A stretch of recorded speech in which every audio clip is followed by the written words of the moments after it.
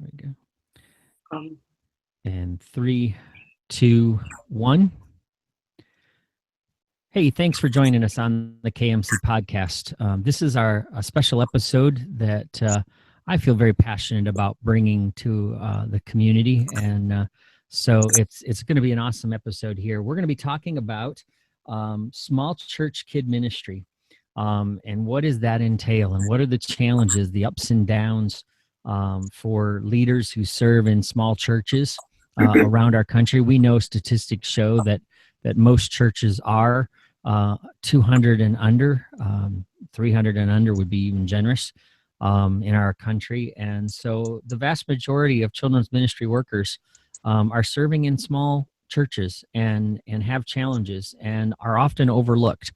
And so I've got two guys that I know are pretty passionate about this subject. And so I want to welcome Bill Gunter, Commander Bill, as he's known online. Welcome, Bill, to the KMC podcast again. Yeah, thanks for having me. It's great to be here. Awesome. And a great friend of mine, infused brother and brother in Christ. We've known each other for a few years. Jared Massey, who's in Illinois. That's me. Hello. Notice I didn't say Illinois. I liked how you kept the S off. Thank you. And so, how you guys doing well tonight? Doing good. Awesome. All right. Well, let's dive in on this topic because I know I'm gonna go right to Bill first, because a lot of this came from you just sharing your heart and a Facebook group on the Kid Ministry Collective group, I believe it was, or somewhere else. Maybe it was on Twitter. But you hit a nerve that resonated with a lot of people, and I'm glad for that, because it's been something that's been on my heart for a little while, not a little while, a long while. And that's, how do we help small church ministry people and get connected, not feel alone, get resourced, all those kind of things. But before we get too far, let's define what a small church looks like, because it's kind of funny sometimes when we say small church, what people think about. So Bill, what's your definition? And then we'll go to Jared to see if he agrees. But what's your guys' definition for small church? When I generally talk about a small church, the stats, when the people using, they say like 250 people attending or less. Realistically, a lot of churches have 100 people total that are attending. But like I said, generally, if I'm doing a workshop at a conference, I'll look at the 250 mark and below, because like I said, I've done like a one in a small church workshop, and I had people there with 100 kids in the Awana Club and people there with 10 kids in the Awana Club. It isn't small, but it's small compared to other churches. So that would be like 250 and under is I would define small churches in a broad base. Okay. So Jared, how about you? Do you agree with that? Is that where you would put your definition? Close. I'm a little bit different. I always say I think there's two categories. I think your smallest churches, I always put them at 100 or under, which my church runs about 70 total people, 10 to 15 kids on a Sunday. Yeah, we've been running close to 20. So I say 100 and under is your smallest category. And what I've noticed in conversations I've had with people and churches I've visited, there's a significant shift that happens once you hit the 100 average attendance mark. And then I see another shift, and this is where I differ just slightly from Bill. I see another shift that happens right around the 300 mark, where once you hit 300, processes just have to change. And so I say 300 and under I still consider that a small church, even though realistically, when you're talking about most churches are really under that 100 or fewer people. And so you're talking about churches that may have one kid show up on a Sunday morning. They may have 12 kids show up. And so you're talking about 120% difference, or however that mathematically works out. Percentages always throw me off, but that's why I pick those two numbers. Okay. So, all right. So we've got a general agreement then that, we could figure that we could meet in the middle at say 200 to 250. would be an ideal. But so as we're going through and as we start talking about this, obviously we've already started to raise some of the challenge. What do you guys feel like are some of the top challenges for kid ministry people that are serving in these small churches? Jared, let's bounce to you first, and then we'll talk about what we can, maybe some solutions for those. But let's talk about what are some of the challenges. Sure. Well, obviously you have monetary issues. When you're talking about churches that small, finances are always going to be a struggle. Even if you're in a fairly affluent community, you're still going to have some money issues when you're talking about fewer than 100 people or fewer than 250 or wherever we're at on that mark. Your volunteers, anything in a small church, you're going to be pulling from the same pool as your youth ministry, as your worship ministry, as every other ministry in the church is vying for those same few people, because let's face it, 90% of people aren't volunteering. And so you're really pulling from a very small group of people. And then, so those are the two freebies. Those are easy. Okay. I think for me, one of the hardest struggles is inconsistency. And that's what I was hitting on earlier.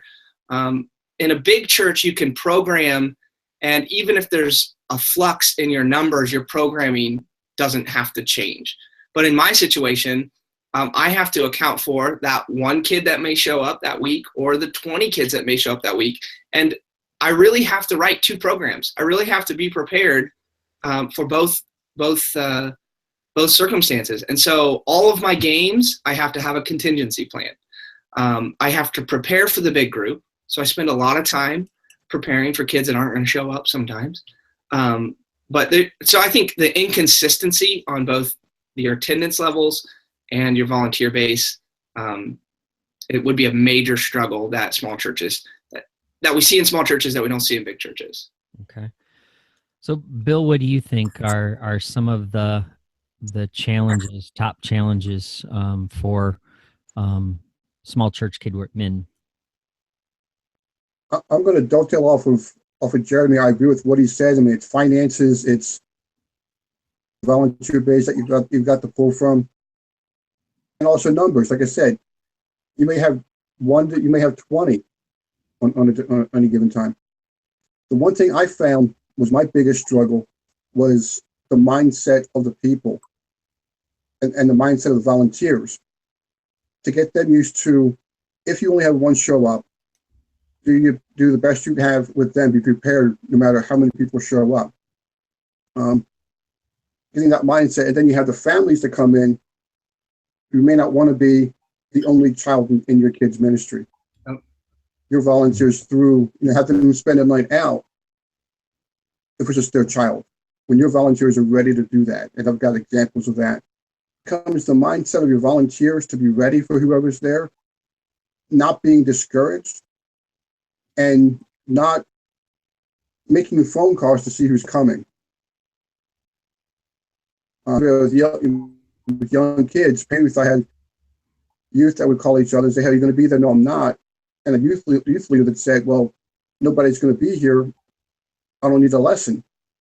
And that night we had a couple of volunteers who showed up, and he had nothing for him, nothing ready for him. Wow. So it's that mindset of always being ready for whoever might show up, because you never know. Mm-hmm.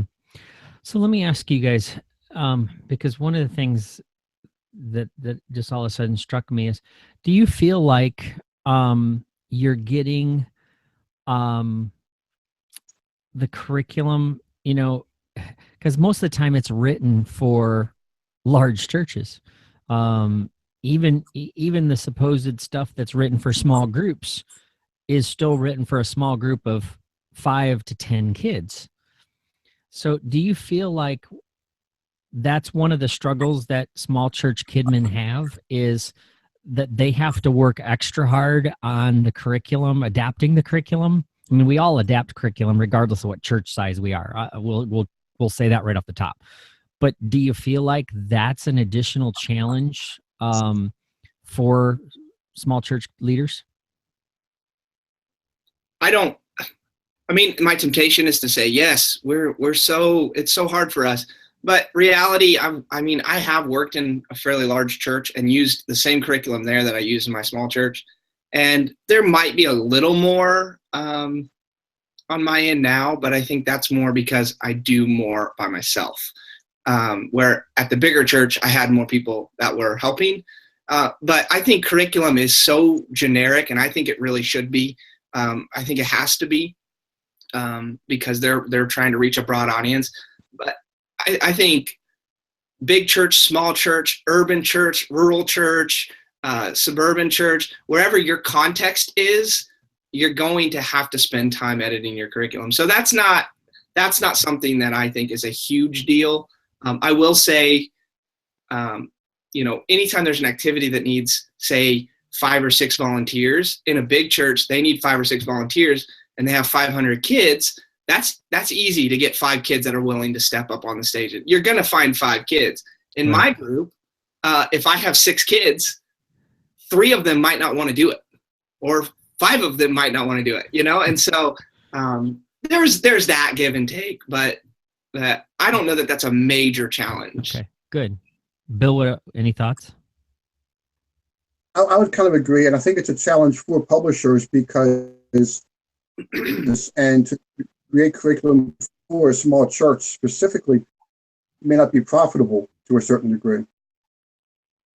I had a thought. My biggest thing with curriculum was because it's geared, so broadly based, was with the time I had trying to justify the cost of the curriculum that I thought was great. Right. The number of kids I had. And that became, I didn't use a certain curriculum for a while because cost, knowing I was only using a small portion of it. Those kind of things. So for me, that becomes the issue, or one of the big issues, more so than adapting it, because you always have to adapt no matter what size church you are. Okay, interesting. Yeah, I would agree with that. I would agree with Bill on that. That was a great point, because when you talk price per kid, some curriculums do kind of tier their pricing levels, but even still, I think when it shakes out, price per kid, we probably end up paying more in the smaller churches than bigger churches, just because of exactly what you said. And also, another thought I had while you were talking there, Bill, is gone. It's out of my head now. So wasn't that? If it comes back, we'll get it. It will as soon as we turn off. That's all right. That's okay. That's the fun part of KMC podcast. Oh, I know what it was. It was. I do want to say that I know that some curriculum companies, and I can't speak for all, but I can speak for the one that I use. They are starting to make those strides. My curriculum, they actually provide a small church adaption for their curriculum, which I think is one of the biggest changes they've made that benefited me in the 10 years I've used them. So I do think we're starting to see a shift. Mm-hmm. And I think some of that's just come from conversations like these. They hurt us. So good. Okay. So, a lot of people that serve in kids ministry, in small churches, oftentimes are working full-time outside the church, and yet we all know are putting in full-time hours inside the church as well. What do you think? Both of you guys have been in that situation as well. What kind of things could you say to somebody that might be listening to the podcast that's really struggling? They're feeling really overwhelmed because they see all the curriculum choices out there. They see all the conferences. They see all the conversations on Facebook groups. And they're like, I don't have that kind of budget. I don't have that kind of resource, human or financial. What could you guys say to them, to encourage them and to say, here's how to get your focus back, or here's, don't worry about all those things, but focus on just these things. How did you learn to kind of cope with the situation that God had you in for the time? I'm not sure who wants to go first, but I'll put it out there. Well, I don't want to start that one off. Go. Okay. The first thing I would say is thank you, because what you're doing is incredible. And I know from experience you don't hear that enough. So if you're serving full time and you're just finding those hours, burning the midnight oil, taking time away from your family to serve your church, you are an incredible person, and God sees that. And there are other people who see that. They may not say it enough, but they do. And so, first of all, I just want to say thank you. And second of all, understand that these people that you do see that go to 6 conferences a year and have all the fancy gadgets and have all the greatest curriculum, and they have their own team of writers, and those people are the minority. So don't compare yourself to them. In fact, many of them started where you are today, and that maybe your calling someday, or where you are. And I really feel like I'm called to a small church, and that calling has not changed or wavered. And I feel like sometimes, God, I'm gonna be stuck here forever, aren't I? So you may feel that way, but that's what God's called me to, and I take a lot of solace in the calling. So don't get discontent because God's called you to something different than He's called someone else.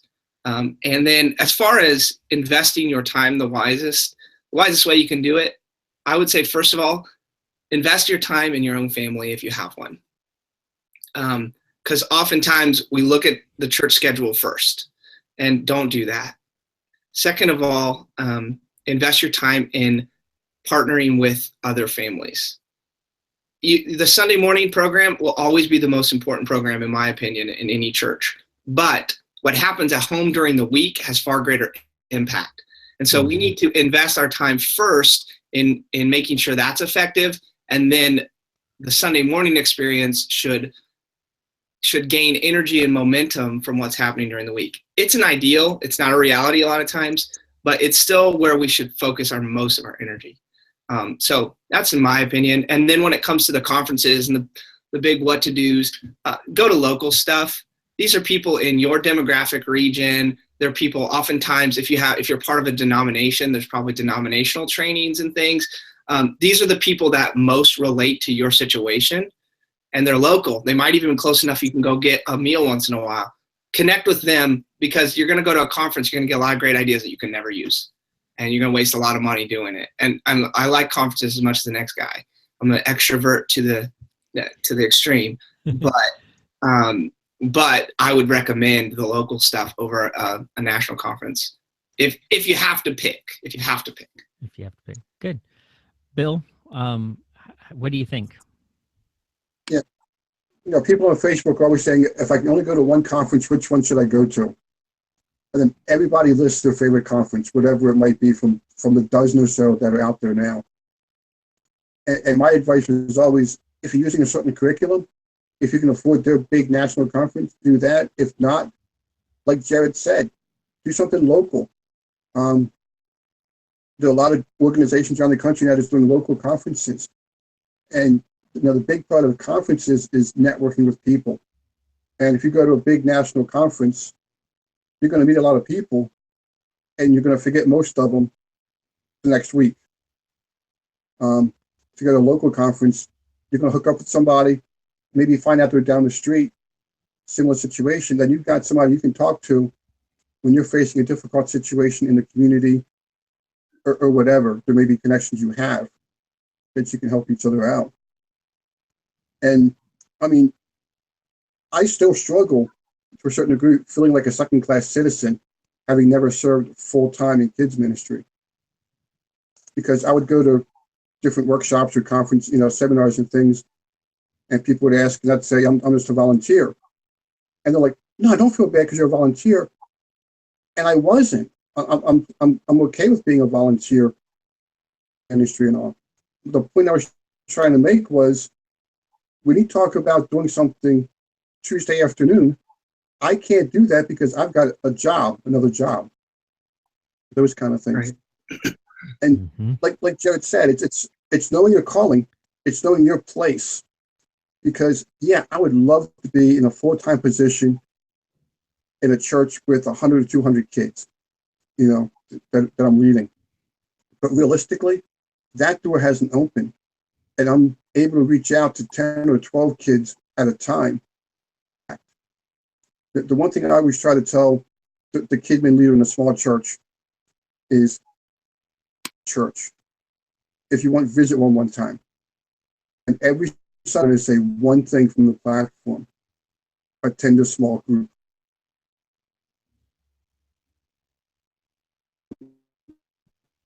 Uh-oh. That was good until we lost him. I was just say you froze up a little, Bill. So hold on to your thought till our audio catches up. The joys of podcasting. Wow. It almost sounds like he's in slow motion. Way down. It's funny. I think where he was going with that, because I've heard him say this before, is that's small. it's that You don't have to beg people. we are a small group. Our church is a small group, you know. Uh-huh. Is that where you're going, Bill? I think you're back. Yeah, that's where I'm going. I mean, my large group is my small group. Right. A small number, you're reaching that every week. You know, you're having an impact that large churches wish they could have. And God's got you there to reach those 1 or 2 kids or how many you have in a special way. You're there for a reason. And in kids ministry, because you may never know the full result of your ministry because they grow up, they move away. And unless they come back and tell you, you may never know the impact. And it's easy to get discouraged because, like Jared said in the beginning, you don't get that pat on the back. All you get is them coming down saying, be quiet, you're too loud. Yeah. And so don't be discouraged by what you do. Time management is always difficult. You're going to be tired. If you want to talk, I got stories about it, how people look down at me because I didn't attend every function. And they couldn't understand, they got upset with that. And so don't be discouraged. God's doing something mighty through you to reach these kids. And don't feel bad about it. You'll get tired and just ask God for strength. That's the big thing. Let me ask you guys, do you feel like there are in different ways some advantages to actually serving in a small church? I'll tell you why I think that. I think there are, but I want to hear from you guys first. Do you think there are some advantages of serving in a smaller church versus a larger church at times? I absolutely think so. One, talk about the small group thing that Bill was talking about. The depth of relationships you can form with the kids in your ministry and the depth of relationships they can form with each other is something that you can cultivate so much easier. It really is. It really is easier to cultivate those relationships in the small church than it is in the big church because it happens organically. Especially in my situation, I'm in a small town, a rural community, one school to rule them all and one class per age group, so every first grader in my town is in one class. I know all of their names because my son happens to be in that class. But what we see at the church level is, they stay the night with each other on Saturday night and they come to church together. And our goal is to make sure they're best friends with their church friends. And it doesn't always play out, but it does a lot, especially in the younger years, because they get to see those people, not only at school, but they get to see them every Sunday too, or however often they're there. So I think that's one of the huge advantages to the small church. And I would agree with that. In a small church, you're dealing more with people. In a larger church, you're dealing with processes and policies. Because as you get larger, you have, like Jared said, once you pass 300 or so, you need certain things in place to make sure things run smoothly. Everybody's on the same page. So, again, it's just, for me, it's a huge benefit being able to build relationships. Yeah.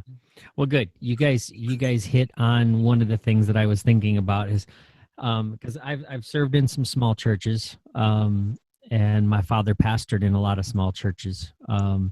And like Jared, I got the joy of working with my dad, so it's pretty cool. So there were some advantages. There's some disadvantages to that, but that's another podcast. Being a PK, working with a PK is kind of interesting. But anyway, I do, I hope that somebody who's listening that serves in a small church would start to actually think about those kind of things are huge, because everybody would agree that relationships, because you both said it, building relationships and having that ability to do that really is greater and probably more effective when you're a smaller church than when you're a larger church. It's easier, and especially now that I am in a bigger church, I see the difference where it's easier for people to come and go, and for them not to be missed for a week or two, because it's big enough that people go, oh, maybe they just switch services for a week or or whatever, and you can get away with that, or those kind of things, you can become more invisible, where in a small church that is noticeable. I remember serving in a small church, and man, my pastor, he'd look around during worship and kind of mentally note who was missing and then call them just to make sure they were okay. They had that personal touch, and I think that's something that you lose at times with a larger staff, a larger church staff, because they are working, like Bill said, working the processes, working the policies, doing all that kind of thing, rather than, hey, I missed so-and-so, so-and-so, and so-and-so, I need to give them a phone call today. We have to go consult our church management program to see who is missing, and then we send them an automated postcard or something, So good. I'm glad you guys said, because I want the small church leader to be encouraged as they listen to this podcast, saying, look, there are some huge blessings that you guys have over a large church Kidmin pastor or leader. But yet, like I said, we also want to acknowledge that it is tough, finding that balance. And Jared kind of hit on it, but I want to circle back to that just a little bit. It's probably very, very challenging to balance priorities when you're a small church kid leader and you're working full time, outside of the church, and trying to give full time to the church as well. What would you guys say to that person that maybe is struggling with their priorities of how do I set a priority? Because I see so many things that I need to do, and I don't have a team to draw on. I've been in those conferences where they'll say, oh, well, you need to raise up a leader to take over this thing and be a coach. And I'm going, who do I have? Right. I've got a bunch of people already serving, and if I pull one of them, then I just created a new hole for myself. I know you guys can relate to that feeling. So how do you help somebody balance out, those kind of challenges of priority, but also, okay, I've got my family, I've got my job, I've got ministry. How do I balance all those? How do I juggle all that? How did you set priorities, and maybe even share what your priority was? How did you categorize that? Bill, why don't you go first? Like Jerry said before, you can't neglect your family. You make schedules, you do all kinds of things, but you don't neglect your family. And I can tell you stories. I mean, there's a story we tell. I had a youth event. We had the event planned in our basement because we were a mobile church. It was turkey bowling. And my wife wasn't feeling well, and somebody took her to the emergency room that afternoon. And she had pneumonia, bad case of pneumonia. Now, I talked to her, we talked, I had the turkey bowling. And some people, when they first hear that, get really upset. Your wife's in the hospital with pneumonia, and you had turkey bowling. But we talked about it. She knew, she understood. Our kids were older. They were both there. It wasn't life-threatening. And as soon as the event was over, I went to the hospital. I even had somebody call me and say, hey, is this still on? And I said, yes. And he said, do you realize my wife took your wife to the hospital? And I said, yes. If she would have said, no, I want you here, I would have canceled it. Yeah. Because I told her before, if something comes up, let me know. I can make sure I schedule around it, those kind of things. And I know your wife, she probably would, So your wife probably would have whacked you a good one. If yeah, if she wanted to go and I wasn't, she would have whacked me good, yes. She would have put you in the hospital. She would, yeah, I'd have been in the room, yeah, I'd have been in ICU, she'd have been recovering fine. But you have to think about family and those things. Right. And I mean, you're always thinking about ministry. You can't stop that. Because you always think about ministry. So finding that balance is difficult. Finding that time of solitude and rest is difficult. But find a time where you can just get away and relax. I mean, for me, everybody talks about the Sabbath rest, having a Sabbath rest. And I say, when do I do that? Because I'm working 5 days a week. Sunday, I'm working because I'm in ministry. And Saturday, I'm preparing.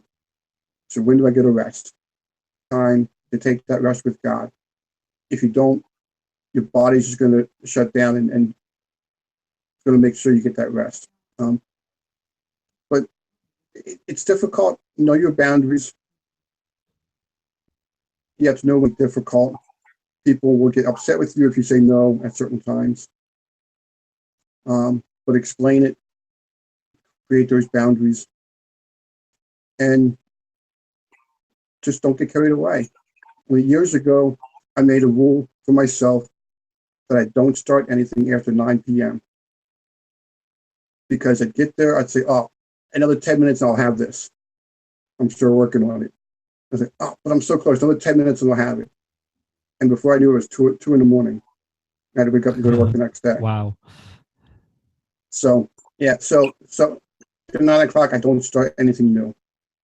And you just have to kind of watch those kind of things and watch your schedule that you don't really push yourself harder than you're able to go.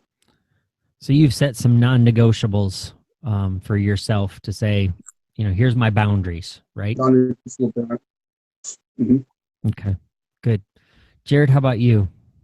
Yeah, for me, it's about establishing priorities. So obviously my relationship with God has to come first. You can't lead from a position of weakness, spiritually. So you have to lead yourself first.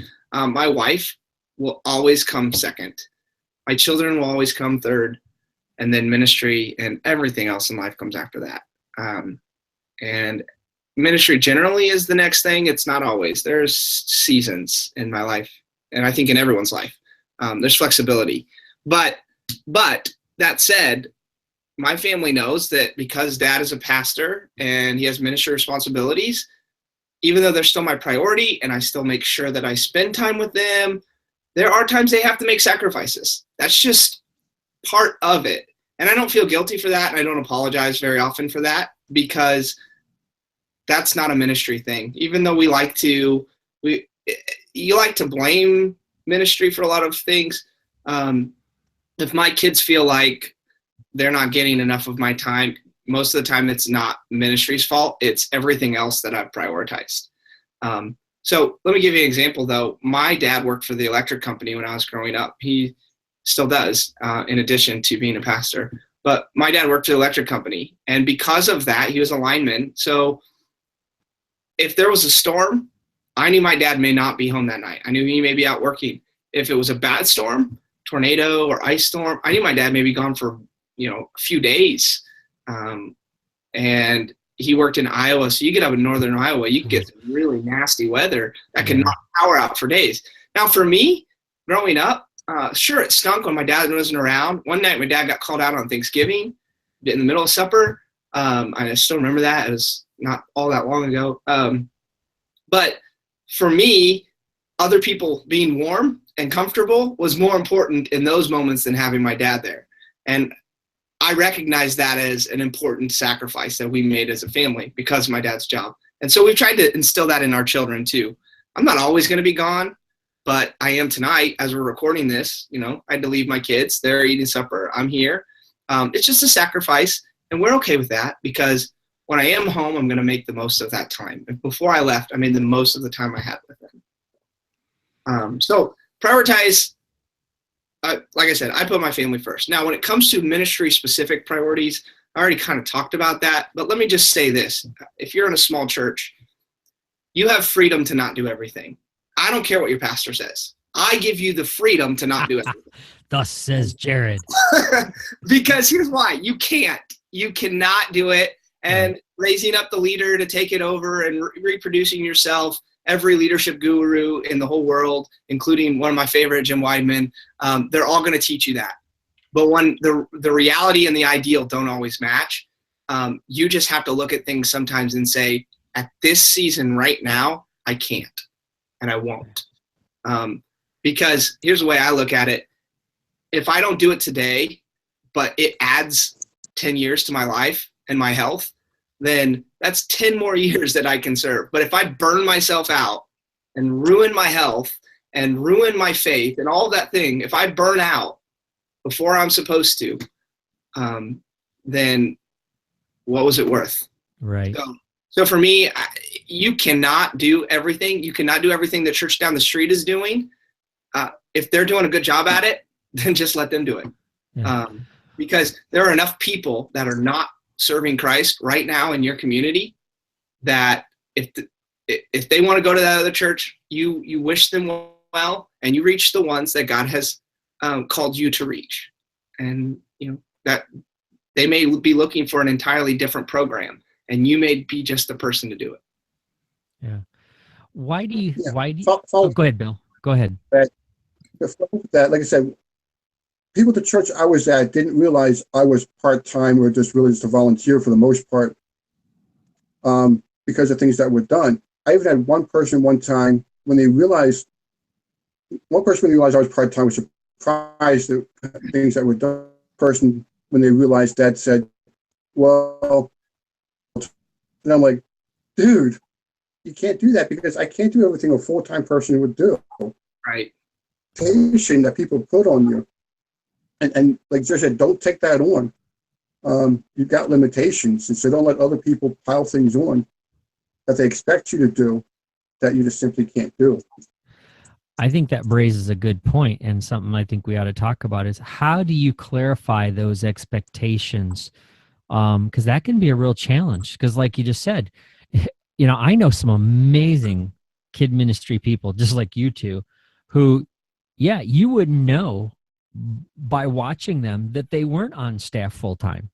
And sometimes we have small church Kidmin people out there that have a title given to them by the church because the church sees them as almost a staff. Bill, you were even in that position where they gave you the title, and so that creates an expectation.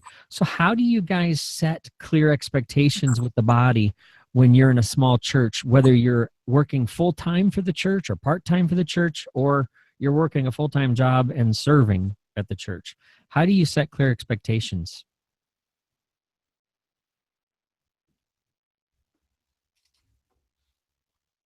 Go ahead, Bill.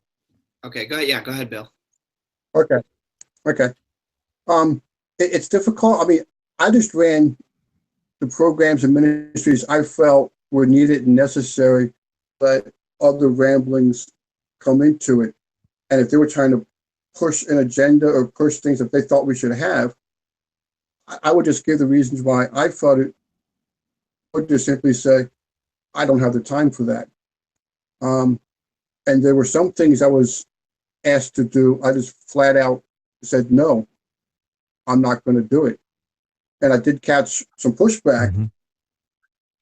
Ultimately, it was understood, and then another, not a staff person, but another person, kind of agreed that, in that situation, they would feel the same way. So I did have somebody that had my back to a certain degree. But the next people, I tried to work with them the best I could, and being able to say no and explain why.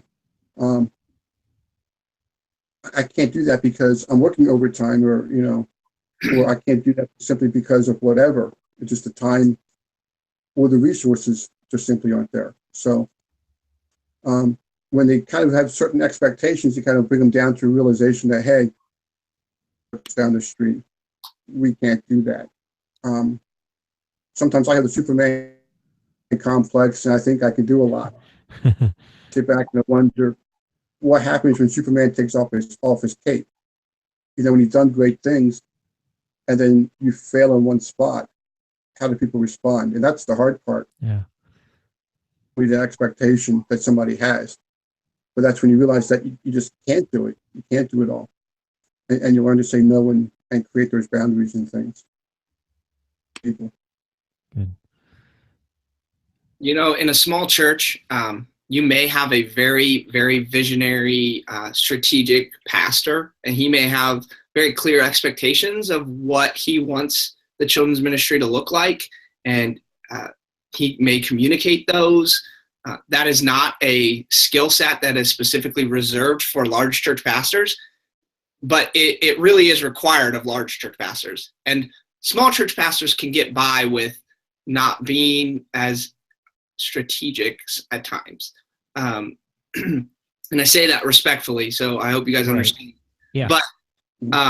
But you very well may be in a small church with a leader who is just like, hey, you're the children's person, just whatever you want to do. And the problem with that type of leader, and that's a lot how my pastor, who's also my father, is, and I love him to death. He's a great leader, but in a lot of ways, he's hands off in my departments, which I at times appreciate, but at times it's like, what do you want me to do? So in those cases, you have to be the strategic leader. But in any situation, you're going to have people who come to you with great ideas. And you have to recognize that if God has given them that great idea, then he will equip them to do it. If not, and he hasn't laid it on your heart, it's probably just a great idea that needs to be set aside. It may not be one you completely ignore. It may be a for later idea. But anytime someone comes to me and says, hey, we should do whatever, my first response is, man, I love that idea. I'm not able to lead that. I just don't have the time to do something like that. But I would love to talk about, or if they're not a capable person, you got to keep that in mind. But generally, probably 9.5 times out of 10, just by saying that, it'll shut the conversation down, because they don't actually want to do the work for the great idea. They want you to do all the work. And I have to think too, I've been burned a few times. So they may be the type of person who does it once. And if you're establishing a program, when they back out last minute, the second time, guess who falls on? It falls on you. It falls on you. So you have to think ahead. Is this something that can just be killed if they step out? Because I cannot physically take it on. And so when it comes down to what to say yes to and what to say no to, you need to have that conversation with you and with God and with your pastor and with your spouse. You need to have that conversation before everything else gets brought up. So you're going to get opportunities to do more. You always will. So you need to know way ahead of time what you're going to say yes to and what you're going to say no to. And if you think about it ahead of time, most of the time someone comes to me with a great idea or even a job offer or whatever it is. They say, will you pray about it? And I can honestly say to them, I already have, and God has confirmed other things in my life, and that's not one of them. So that's good. I like to be the type of person that's prayed about it before I have to stress about it. So that's just me, and that's not everybody I know. But no matter who you are, you have to be thinking ahead so you know what to say yes to and what to say no to. Yeah, and I think that circles back to what both of you said at the beginning of this podcast. You need to know your calling. I think not only do you need to know your calling, but what God called you specifically to do. What has he gifted you?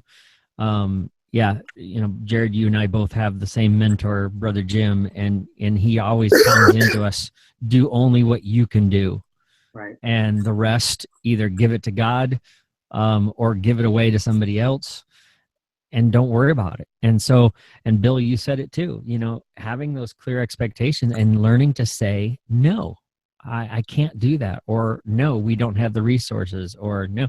And then I want to say amen again, that, yeah, when someone comes to you, and I'll even do that in my church now, somebody will say, hey, we oughta, and I'm like, hey, are you volunteering? Because that would be awesome if you want to lead this. Obviously, if they're capable. And yeah, you don't want to have them drop the ball the second time around. So, can I add to this conversation too? Sure. Just by, those of us serving in children's ministry, we are, in my opinion, an extension of the heart of our pastor. Regardless of what kind of leader your pastor is, you are an extension of him or her. And so when my pastor has a good idea, no matter how good it is, it's a good idea. And I will dialogue with him about it if it needs that. But if he has an idea he wants to do, I don't care what my skill set is. I don't care what my heart is. I don't care what my focus is. In that moment, that becomes my focus. A few years ago, my pastor said, my dad, I use those words interchangeably. He said, I think I want every kid to go to camp this summer. And you need to know about me. I'm not a fundraiser. I hate fundraising. I think it's of the devil. I think my personal views on hell is that it will be a fundraising campaign. And so I hate fundraising, but he said that, and I knew that this was going to require a fundraiser. And that first year I did it all. I did all the fundraising, and we sent every kid that was a regular in our church to camp that summer. And since then, people have taken on the fundraising and helped and things. But the first year, it was all on me, and it was because that was important to my pastor. And it was not something that I would have ever made a priority because I hate fundraising. But when he said it, it was a priority. And things like that have happened. Like I said, my pastor's pretty hands-off, so as far as he lets me have a lot of freedom. But when he has an idea of something he wants to do, that is, even if it's not children's ministry, doesn't matter. That is my priority until it's done and done well. So that's just respecting your leader. I feel like if you honor your leader, that God will honor you in everything you do. So that's something I try to live by. Good stuff. Good stuff. PBS fan. Let me ask one final question here. As from your guys' perspective, as we look at small church kid ministry, what do you need from the kingdom at large? I'm talking publishers, conference organizers, worship leaders, all resources, all those kind of things. What's missing? What's out there that if they're listening to this podcast, what would you say? Hey, we, the small church kid ministry leaders, would love to see this. What would you say? I would say we're missing our voice. And here's what I mean by that. If you go to, I've not been to every conference, and I can't speak for every single one.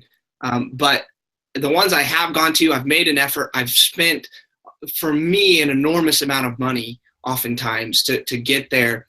And what I see is, even in the quote unquote small church tracks that are starting to pop up, you get voices that they're not, I don't know, this is arrogant. It's not me. That's not what I mean. It's not my demographic, in that it's people who used to be in a small church and now they're in a mega church. And 10 years ago, though, they only had 8 kids. And they've forgotten, let's face it, they've forgotten just how hard that was.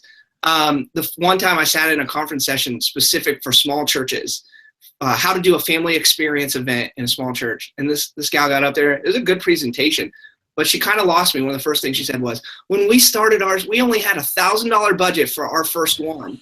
And I was like, I don't spend $1,000 a year in children's ministry. Yes. So we have a disconnect immediately. And when was the last time, and I know that I try not to be overly critical of keynote speakers, because I imagine that's got to be a difficult process, because you have to have so much diversity anymore. Everyone's concerned. But when was the last time anybody in a church under 1,000 was ever invited onto the main stage, any conference. Right. And again, I'm not. That's very true.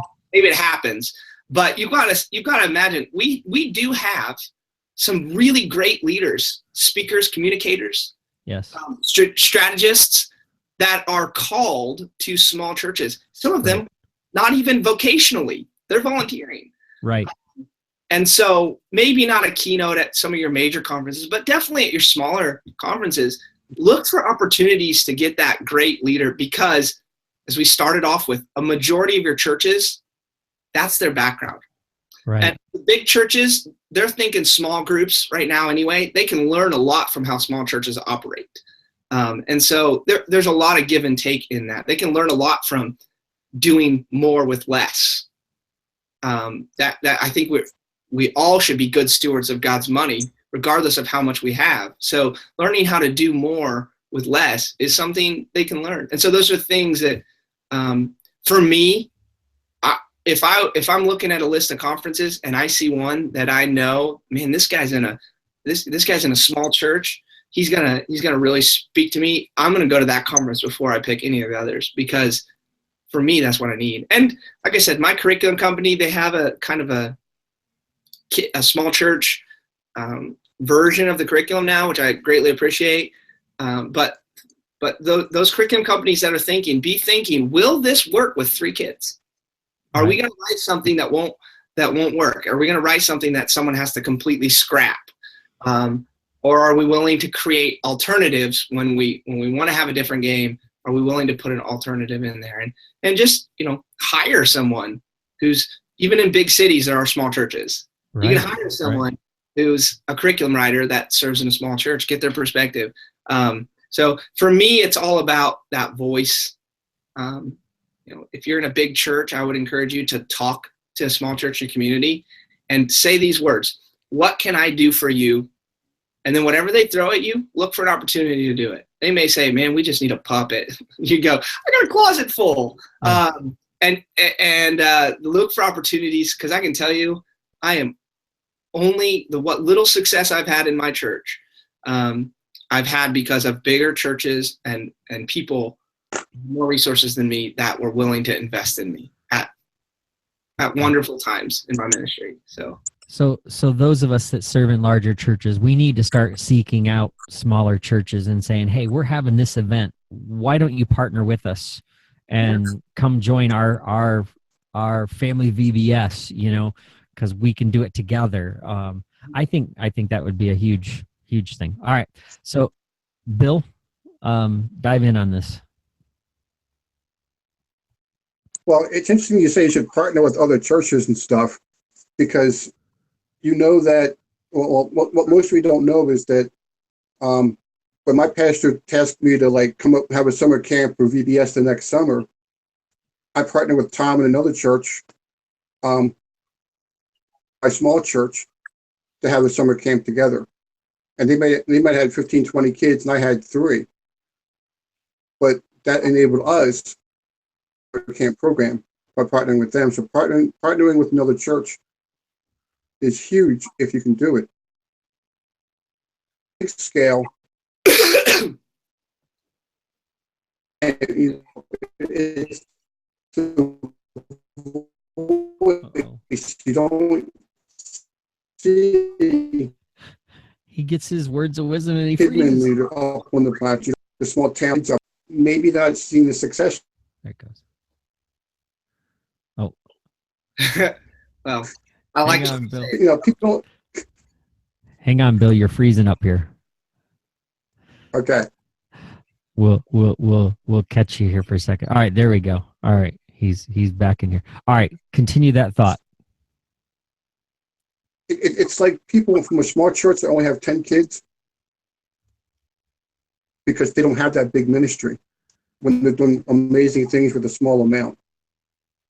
And also, I think if you go to the big major conferences,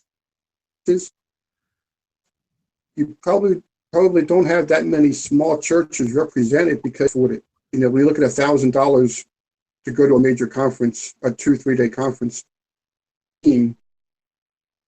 now you've got the big expense. So I know some make it affordable, make it more economical, but even just the hotel cost. So if they can, say, hey, come out and offer full scholarships, not just conference cost scholarships, Yeah. Church people to be involved and see a bigger picture. That would help out. But just like I said, realizing it, you go to the conferences, you walk around the resource center, you talk about the big package, and you say, but I've got 20 kids. And the first answer is, it's flexible, but they don't tell you how. Yeah. And even if you take time to say, hey, this is how you can use this, just break it out and not just say, just pick the parts you need, walk you through it some, that would be huge. And then be able to there's certain companies, curriculum companies, and they offer some type of specialist or people who you can call with questions and help you with the curriculum and stuff. But when was the last time, if there is, I'm not aware of it. A lot of times they're regional, which makes sense. But when was the last time you called a curriculum company and they said, hey, we have a small church specialist that we want to let you talk to? That is, he or she, they know how to edit this for small churches, and they'll walk you through the process of how, even if it's not a full-time person, even if it's just, hey, let me connect you with this church that's about your same size, that this pastor is just killing it. I think so many times we think in regions in America, in the American church, which there's definitely regional things that happen. But in churches, the size is a huge, huge factor in how that church operates. And so we don't always think that through as well. So I just think it's conversations that we have to have moving forward. Oh. So, thanks, guys. I think this has been some really good dialogue, and I agree. And I think one of the things that I would love to see happen, and there is something that myself I've been working on, and I've been talking to a couple other people. I'm still seeing how this is going to shape up. But one of the things that I see that could be beneficial, and tell me if I'm wrong here, but oftentimes small church leaders want to get some coaching because they can't afford to go to a conference. They want some help to walk alongside them. And so one of the things that I'm working on, and hopefully we'll have it ready soon to offer to the Kid Ministry Collective community, and I know your guys' heart, you'd be willing to jump in on this, I'm sure, is to offer to small church leaders someone to come alongside of them at basically no cost, to say, I'll be here to bounce ideas off of, to talk through ideas, because I've been in your shoes and I understand what you're going through, and I want to walk with you and help you in whatever way I can, to be a sounding board, to be a place to safely vent if they need to vent, or a place to look for encouragement, or someone just to pray with. And so I think that's something that we need to encourage people. There's a lot of great coaching programs out there. Jared and I have been a part of one. Kidology has one. Brother Jim has Infuse. There are some other ministries out there that do coaching, and they're great, but not everybody can afford those. And so I'm looking at introducing something underneath there, because my heart is with these small church. I mean, like I said, I grew up in a small church, and I have served most of my life in small churches. So I know that's where your passion is. How can somebody get connected with you guys if you've said something, or maybe they want to hear some more from you? What's a way for them to connect? Because that's you guys have both said it. Get connected with other people that think like you, that serve like you, because it may not always happen. You're right, Bill. A lot of the conferences that may have a small church track, they're not going to get a great attendance. And maybe that's why bigger conferences aren't doing it, because they know realistically a small church leader is not going to get there. But so how can people connect up with you two? Because I'm sure people, I would recommend them talking to you guys both. I have great respect for both of you. So Jared, what's some ways that they can contact you? First of all, I'm on Twitter. It's Pastor Jared M. And you can have my email address. It's pastorjaredm@gmail.com. Don't spam me, but email me. If you contact me either one of those places and you want to talk further, I'd definitely be interested in that. I do have an old blog that I haven't posted on for the last couple of years, but it's smalltownkidmin.com. You can look at some of my old stuff. And while I got the floor, I do want to say, if you're in a big church, listen to this, and you hear us talking about conferences and struggles, and you may go to those every year. Maybe make a point in this next year to budget ahead and to call the church down the street that is never going to afford it, and say, hey, we want to take your leader with us, and we're going to buy everything. We're going to pay for their meals. We're going to pay for their travel costs. They're going to ride with us, or however you get there, or we're going to let you stay with us. And then look for that opportunity, because I'm telling you guys, you have an opportunity to blow the socks off of someone and to really invest in the kingdom at large, because you have no idea the impact that will have in their lives and subsequently in their ministry, their church, wherever they end up. So just a thought that came to me, and while I had the mic, I thought I'd. Very good. That's good stuff. Good stuff. All right, Bill. So I'm also on Twitter at Commander Bill, and you can visit my website, commandnet.net. commanderbill.com also works. And there's a contact form. You can contact me there, and I'll respond via email. Then you'll have my email address, trying to minimize spam. Okay. But yeah, just echoing what Jared said. If you're a big church listening, we're not talking bad about big churches. You've got great resources to help people. Oftentimes, small churches will help a big church if they're able to be a part of the bigger ministry. So it's kind of reciprocating. It's just building the kingdom together. There you go. Another way to contact me if you want to talk. A couple of conferences I'll be at coming up is CPC 17, just a few weeks away, and also the CM Connect conference, Children's Ministry Conference. CMConnect.com, I think it is. If you look for CM Connect, you'll see the conference there. So if you want to talk in person and you happen to be there, look me up. Shoot me a direct message on Twitter or something, and talk live. I'm easily accessible. I'm everywhere. Awesome. And obviously, if you're part of the Kid Ministry Collective Facebook group, you can catch both of these guys on there, messaging them through there, or post a question for them. I'm sure they'd be glad. And we are going to post some questions on the Facebook group, because we want to keep this dialogue going. And I think they've issued some good challenges, and I think there's an opportunity. If we're truly about building the kingdom, it should matter not at all what size of church. In fact, we shouldn't even be asking, how big is your ministry? We should be saying, how can I help serve you, and how can I pray for you? Both. It should go both ways. I agree. That's a great point, Tom, that I didn't make, and I'm glad you did. It should go both ways. Yep, it really should. And I hope that whoever listens to this will think through what we're talking about and keep the dialogue going, because that's only going to make things better, is if we raise our voice together and say, hey, we care.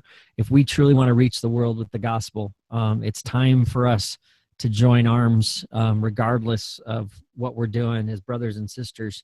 We need to make a difference and reach these kids. We've got a generation that's truly post-Christian, and it's going to become more and more challenging to catch them. And so thanks for listening to this edition of the KMC, and thanks for checking us out. We hope that you'll listen again. We've got some great interviews coming up with some great leaders, Keith Farron, Mark Harper, some other episodes that'll be coming soon down the pike. So Jared and Bill, thanks. I know we're going to have you back on again, because there's more we can talk about. We just have scratched the surface with this episode. So thanks, fellas, and join us again for the next episode of KMC. Thank you.